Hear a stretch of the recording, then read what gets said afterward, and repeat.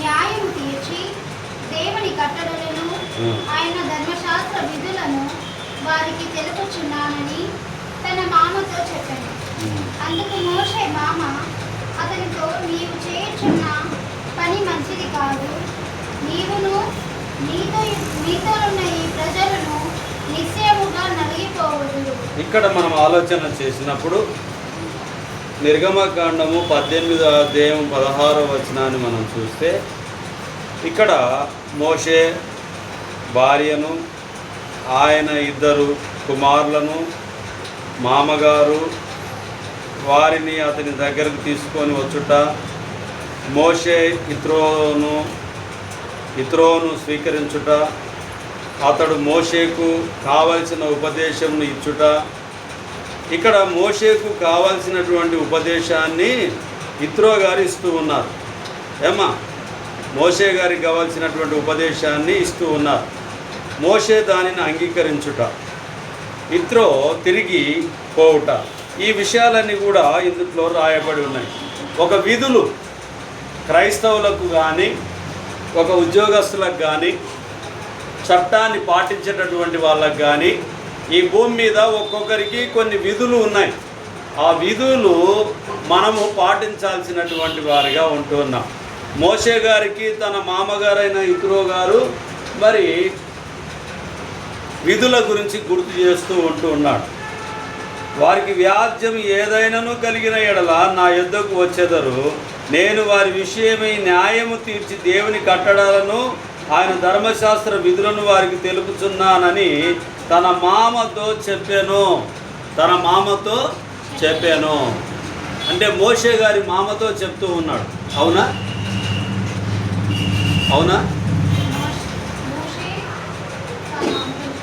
మోషే మామతో చెప్తూ ఉన్నాడు. మోషే మామగారు మోషేతో చెప్తున్నారు. మోషే గారు మామతో చెప్తున్నారు. మోషే గారు తన మామతో చెప్తూ ఉన్నారు. మోషే గారి మామగారి పేరేం పేరమ్మా? ఇత్రో. ఎందుకు అని అంటే కొంచెం మనకు ఈ ఎండ వేడి నుంచి, బయట వాతావరణం నుంచి లోపలికి వచ్చిన తర్వాత కొంచెం నిద్ర అనేటటువంటిది వస్తూ ఉంటుంది. కాబట్టి ఒకవేళ మీరు మెలికతో ఉంటున్నారా లేదా అన్నటువంటి ఆలోచనతోటి కొంచెం అటు ఇటు మాట్లాడుతూ ఉంటాము. కొంచెము జ్ఞాపకంలో ఉండాలి. అంతేకాకుండా వృద్ధాప్యంలో ఉన్నటువంటి ప్రియులు పెద్దలందరూ కూడా ఏం చేయండి, కొంచెం ముఖం కడుక్కొని వచ్చి మీరు మళ్ళీ కూర్చోవాల్సిందిగా ప్రభునామన మనం. ఎందుకంటే ఆత్మ సిద్ధమే కానీ శరీరము బలహీనంగా ఉంటుంది. ఇక్కడ దేవుని యొక్క కట్టడాల గురించి మోషే గారు వివరిస్తూ ఉన్నారు. ధర్మశాస్త్రం గురించి, దేవుని యొక్క కట్టడాల గురించి తన మామగారితో వివరిస్తూ ఉంటున్నారు. నిర్గమకాండం 24వ అధ్యాయం 3వ వచనాన్ని చూద్దాం. మోషే వచ్చి యెహోవా మాటలన్నిటినీ, విధులన్నిటినీ ప్రజలతో వివరించి చెప్పాను. ప్రజలందరూ యెహోవా చెప్పిన మాటలన్నిటి ప్రకారము చేసేదమని ఏక శబ్దంతో ఉత్తరమిచ్చిరి. ఇక్కడ మొదటి వచనం నుంచి చూడుతల్లి. మరియు ఆయన మోషతో ఇట్లా, నేను నీవును అహరోనును నాదాబును అబీహును ఇశ్రాయేలీల పెద్దలలో 70 మంది యెహోవా యొద్దకు ఎక్కి వచ్చి దూరమున సాగిలపడుడి. మోషే మాత్రము యెహోవాను సమీపింపవలెను, వారు సమీపింపకూడదు. ప్రజలు అతనితో ఎక్కి రాకూడదు. మోషే వచ్చి యెహోవా మాటలన్నిటిని, విధులన్నిటిని ప్రజలతో వివరించి చెప్పెను. ప్రజలందరూ యెహోవా చెప్పిన మాటలన్నిటి ప్రకారం చేసేదమని ఏక శబ్దంతో ఉత్తరమిచ్చిరి. ఏక శబ్దంతో ఏం చేసిండ్రు? ఉత్తరమిచ్చిండ్రు. ఏమిటా ధర్మ విధులు, ఏమిటా కట్టడాలు? మోషే గారు చెప్తున్నటువంటి కట్టడాలన్నీ కూడా ఏమిటంటే పర్యాజ్ఞలు, ధర్మశాస్త్ర విధులు. దేవుడు ఏదైతే మోషే గారితో మాట్లాడుతూ ఉన్నాడో ఆ విషయాలను ప్రజలతో పంచుకోవడానికి మోషే గారు ఇష్టపడుతూ ఉంటున్నారు.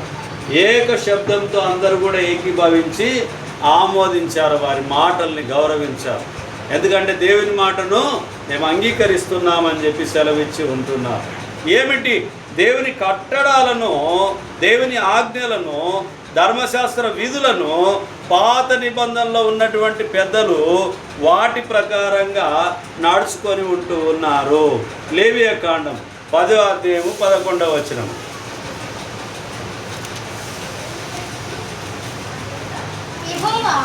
యెహోవా మోషే చేత ఆ, ఇశ్రాయేలీయులకు ఆజ్ఞాపించిన అమ్మా లేవియ కాండం 10. 11. ఓకే. యెహోవా మోషే చేత ఇశ్రాయేలీయులకు ఆజ్ఞాపించిన సమస్త విధులను మీరు వారికి బోధించుటకును ఇది మీ తరములకు నిత్యమైన కట్టడా. ఏం చెప్తుంది? ఆనాడు మోషే గారితో చెప్తుంది ఏమిటి అని అంటే, విధులను బోధించండి, విధి విధానాలను బోధించండి. ఎందుకు బోధించమని చెప్పి గుర్తు చేస్తున్నాడు? ఎందుకు బోధించమని చెప్పి గుర్తు చేస్తున్నాడు? ఎందుకంటే ప్రజలు ఒకవేళ మర్చిపోతారేమో,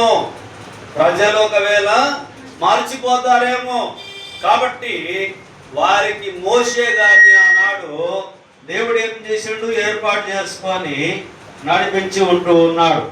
మోషే గారిని దేవుడు నడిపిస్తూ వచ్చారు. అలాగునే ప్రియమైనటువంటి వాళ్ళారా, మనం కూడా ఇప్పుడు మన జీవితంలో కూడా మనం ఆలోచన చేయాల్సింది ఏంటంటే, విధి విధానాలు మనం నేర్చుకొని ఆనాడు ధర్మశాస్త్రం ప్రకారంగా మోషే గారు ఏ విధంగా నడుచుకున్నారు, పాత నిబంధనలో ఏ విధంగా ఒడంబడిక ఉన్నది, మరి కొత్త నిబంధనకు వచ్చేసరికి ఆ ఒడంబడిక ఏమైనా మార్పులు చేర్పులు జరిగిందా లేదా? మీకు ప్రశ్న, ఇప్పుడు పాత నిబంధన లాగానే ఇప్పుడు కొత్త నిబంధన ఉన్నదా? కొత్త నిబంధన లాగానే పాత నిబంధన ఉన్నదా? గట్టిగా చెప్పండి.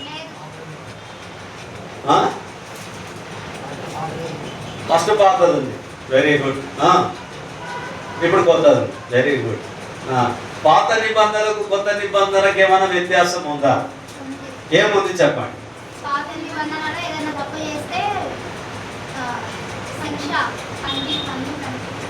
అట్లా. కొత్త నిబంధనలకు వచ్చేసరికి ఆ పాపాన్ని మొత్తం దేవుడు చేసుకొని మనుషుల్ని ఎలా ప్రేమించాలి, ఒకరినొకరు మనల్ని ఎలా ప్రేమించుకుంటామో దేవుడిని ఎలా ఆదరించాలి. పాత నిబంధనలో నిజంగా చెప్పినట్టుగా, మీరు సహోదరికి చెప్పినట్టుగా, పాత నిబంధనలో శిక్షలు చాలా బలంగా ఉన్నాయి. ఏమైనా వ్యభిచారం చేత పట్టుబడితే రాళ్ళతో కొట్టి చంపాలి. ఎవరైనా కొడితే పంటికి పన్ను, కంటికి కన్ను. ఇప్పుడు యుద్ధాలు జరుగుతున్నాయి, ఇస్రాయేల్ దేశంలో జరుగుతున్నాయి. వాళ్ళు పాత నిబంధననే ఫాలో అవుతూ ఉన్నారు. దేని ఫాలో అవుతున్నారు? వాళ్ళు పాత నిబంధనను ఫాలో అవుతూ ఉన్నారు. కాబట్టి వాళ్ళు యుద్ధాలు చేస్తారు, మాటకు మాట మాట్లాడతారు. వాళ్ళు ధర్మశాస్త్ర విధులను పాటిస్తూ ఉన్నారు ఇప్పటికి. కాబట్టి మనం ఆలోచన చేయాల్సింది ఏంటంటే, పాత నిబంధన నెరవేర్చబడిందా లేదా? నెరవేర్చబడింది. Very good. ఏ విధంగా నెరవేర్చబడ్డది? యేసుక్రీస్తు ప్రభు వారి ద్వారా నెరవేర్చబడ్డది. యేసు ప్రభు వారు అన్నారు, నేను ధర్మశాస్త్రాన్ని కొట్టివేయడానికి రాలేదు కానీ నెరవేర్చడానికే నేను వచ్చాను. ఆయన నెరవేర్చాడు. సిలువ పైన మానవుల పాపముల నిమిత్తము సిలువ మరణం పొంది ఏం చేసిండంటే, ధర్మశాస్త్ర విధులన్నీ కూడా ఆయన నెరవేర్చాడు. ఎందుకనంటే ఒక్క మారే మన నిమిత్తము తన బలి అర్పణను అర్పించి ఉంటున్నాడు. ఆ రక్తం ఎటువంటిదంటమ్మా? పరిశుద్ధమైనది, నిష్కలంకమైనదిగా ఉంటూ ఉన్నది. ఏ పాపం లేనటువంటి రక్తమై ఉంటున్నది. కాబట్టి పాత నిబంధన కొట్టివేయబడింది. కొట్టివేయబడింది అని అంటే ఇంకా చదవద్దని కాదు, నెరవేర్చబడింది అని అర్థం. పాత నిబంధనలో ఉన్నటువంటి అనేక విషయాలను మనం తెలుసుకోవాలి. అది మనకు ఉపయోగకరంగా, మాదిరికరంగా ఉండడానికి దేవుని విధి విధానాలు మన కొరకు ఉంచి ఉండబడ్డాయి. అలాగనే లేవియకాండము 20వ అధ్యాయము 22వ వచనాన్ని చూద్దాం. 20వ అధ్యాయము 22వ వచనం. కాబట్టి మీరు నివసించినట్లు నేను ఏ దేశమునకు మిమ్మును తీసుకొని పోచున్నానో ఆ దేశం మిమ్మును కక్కి వేయకుండానట్లు మీరు నా కట్టడాలన్నిటినీ నా విధులన్నిటినీ అనుసరించి నడుచుకొనవలెను. నేను మీ ఎదుట నుండి వెలగొట్టుచున్న జనముల ఆచారములను బట్టి నడుచుకొనకూడదు. వారు అట్టి క్రియలన్నీ చేసిరి గనుక నేను వారి యందు అసహ్యపడితిని. ఏం చేస్తున్నారమ్మా వీళ్ళు? పాత నిబంధనలో మిమ్మల్ని నేను ఎలగొట్టాను. జనములు ఆచారములను బట్టి నడుచుకొనకూడదు. చాలా వరకు ఇప్పుడు ఏం చేస్తున్నామమ్మా? ఆచారాలు చాలా మంది పాటిస్తున్నారా లేదమ్మా? పాటిస్తున్నారు. సంవత్సరం పొడవున పాటిస్తూనే ఉన్నారు ఆచారాలు. అమాస ఉంది అంటే పెళ్లి పెట్టుకుంటారా? ఈరోజు దినంకి ఎవరైనా ఉండి పంచాంగం చెప్పేటి వాళ్ళు ఉండి కానీ ఒకవేళ ఇది సరైనది కాదు ఈ దినం అని అంటే ఆ రోజు పెళ్ళిళ్ళు పెట్టుకోరు. అంటే అర్థమైంది, ఆచారాలు పాటిస్తూ ఉన్నారు అంటే దేవుని కట్టడాలను అనుసరించడం లేదు. ఆచారాలను పాటిస్తున్నారని అంటే దేవుని కట్టడాలను అనుసరించడము లేదు. ఇల్లు ఓపెనింగ్ చేసేది ఉంది అనుకోండి, ఏం చేస్తున్నారు? నస్కుల్నే పోవాలని చెప్పిండు అనుకో, చెప్పాడు ఆయన. ఏం చేస్తారు? నస్కుల్నే కలికుండా తీసుకొని ఇంట్లోకి పోతారు. తెల్లగైనాక ప్రార్థన పెడతారు. అంటే ఆచారాలను మనం కొనసాగిస్తున్నామా ఆపేసినాం? కొనసాగిస్తున్నాం. అంటే పాత నిబంధనలో ఆచారాలను మీరు పాటించవద్దని సెలవిచ్చినప్పటికీ కూడా అవే మనం ఫాలో అవుతూ ఉన్నాం. అంటే దీనివల్ల ఏమిటి? మనము ఏమైనా లాభంలో ఉన్నామా నష్టంలో ఉన్నామా అని ఆలోచన చేస్తే మనం నష్టపోతూ ఉంటున్నామని గుర్తు చేసుకోవాలి. ఆచారాలను మనం ఏం చేయొద్దు? పాటించవద్దు అని చెప్పి దేవుని వాక్యం చెప్తుంది. దేన్ని పాటించాలంటే దేవుని కట్టడాలను విధులను మనం పాటించే వారిగా ఉండాలి. ద్వితీయోపదేశకాండం 4వ అధ్యాయము 8వ వచనాన్ని చూద్దాం. 4:8. మరియు నేడు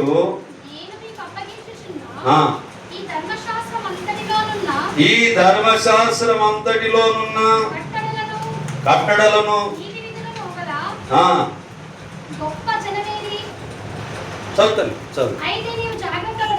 అయితే నీవు జాగ్రత్త పడుము.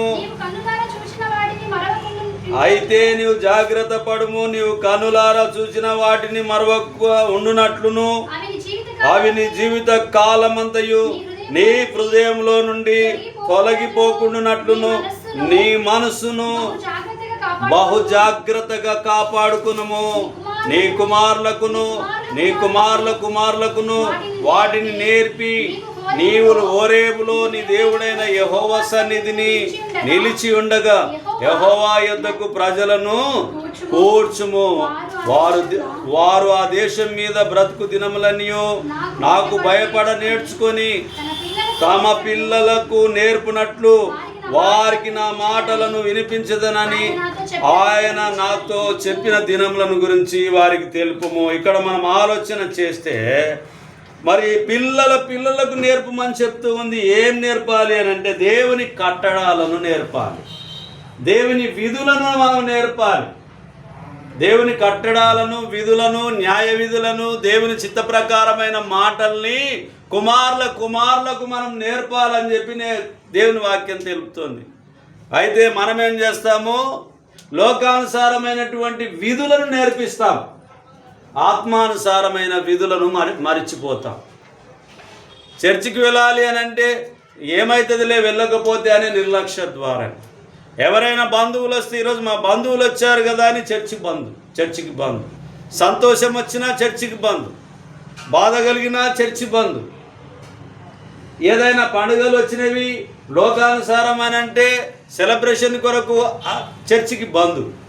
అంటే ఆచారాలకు ప్రాముఖ్యతనిస్తూ ఉన్నాము, దేవుని విధులు, న్యాయము, కట్టడాలకు మనం ఏం చేస్తున్నాము? బేఖాతారు చేస్తూ ఉన్నాం. అంటే లెక్క చేయడము లేదు అనేటటువంటిది జ్ఞాపకం ఉంచుకోవాలి. ఆనాడు ఇశ్రాయేలీలతో యెహోవా దేవుడు మాట్లాడుతూ ఉన్నాడు. నాయకునిగా మోషే గారిని పెట్టుకొని మాట్లాడుతూ ఉన్నాడు. కట్టడాలను అనుసరించి నడుచుకోమని చెప్పి గుర్తు చేస్తూ ఉన్నాడు. మరియు నేడు నేను మీకు అప్పగించుచున్న ఈ ధర్మశాస్త్రం అంతటిలోనున్న కట్టడాలను, విధి విధాన నీతి విధులను గల గొప్ప జనమేది. అయితే నీవు జాగ్రత్త పడుము, నీవు కనులార చూచిన వాటిని మరవక ఉండునట్లును అవి నీ జీవిత కాలమంతయు నీ హృదయంలో నుండి ఏం చేయాలంటమ్మా? మన హృదయంలో నుండి తొలగిపోనీయకుండా జాగ్రత్తగా ఉంచుకోవాలి. లోకానుసారమైనటువంటి జ్ఞానమే మన హృదయంలో చాలా ఉంటుంది, దానికి స్థానం ఉంటుంది.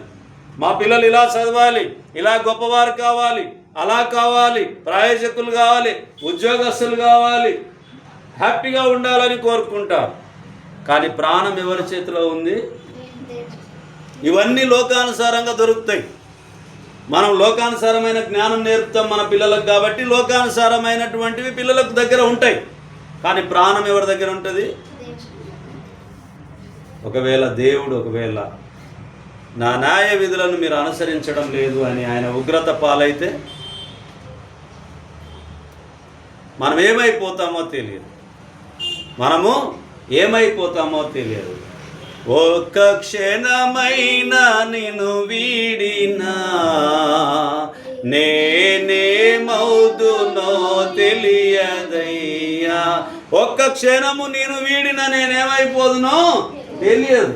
అంటే ఎక్కువ శాతము ఆచారాలకు, ఎక్కువ శాతము లోకానుసారమైన జ్ఞానానికి, ఎక్కువ శాతము మనకిష్టమైనటువంటి బ్రతకడానికే సమయాన్ని ఇస్తూ ఉన్నాం. మరి దేవునికి ఇచ్చే సమయం ఎంత ఇస్తున్నాం? చాలా తక్కువగా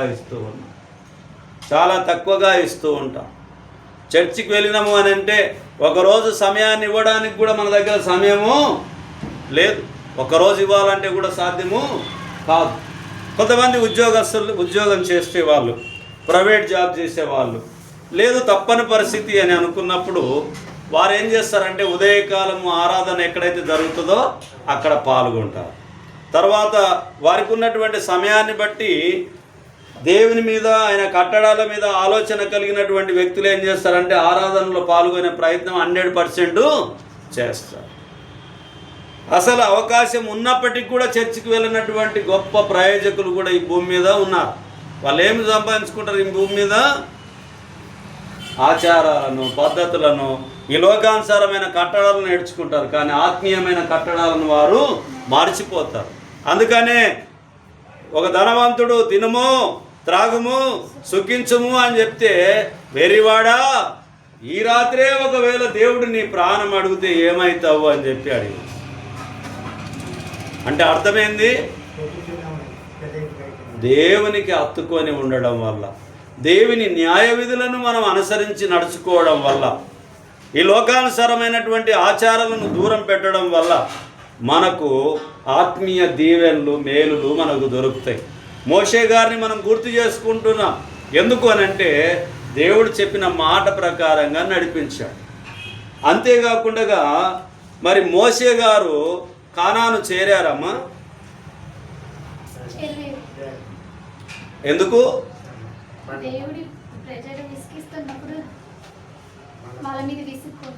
వాళ్ళ మీద ఇసుకున్నాడు, బాధపడ్డాడు. ఇంకా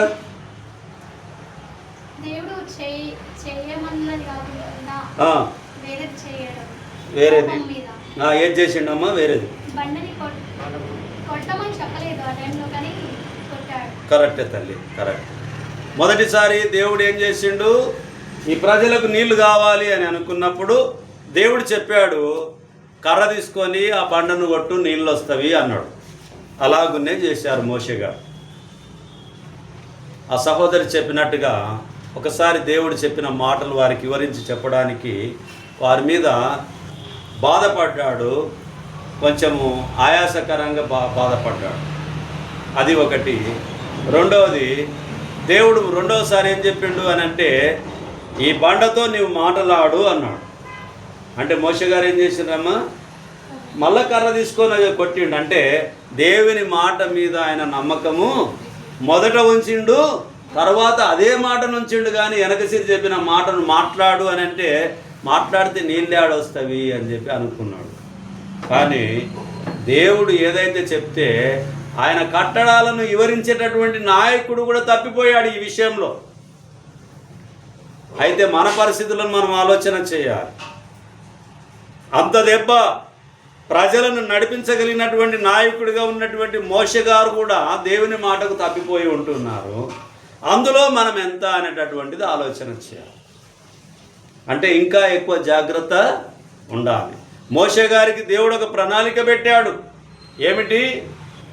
ఆ ప్రాంతంలో మగపిల్లలు ఎవరైతే పుడితే చంపివేసేటటువంటి సమయంలో మోషే గారు జన్మించడము, మోషే గారు అక్కడ ఉంటే చంపేస్తారని చెప్పి ఆ మోషే గారిని తీసి ఒక పెట్టెలో, జమ్ము పెట్టినమ్మా, ఒక పెట్టెలో పెట్టి ఆ రాజకుమారి దగ్గరికి వెళ్ళడానికి మరి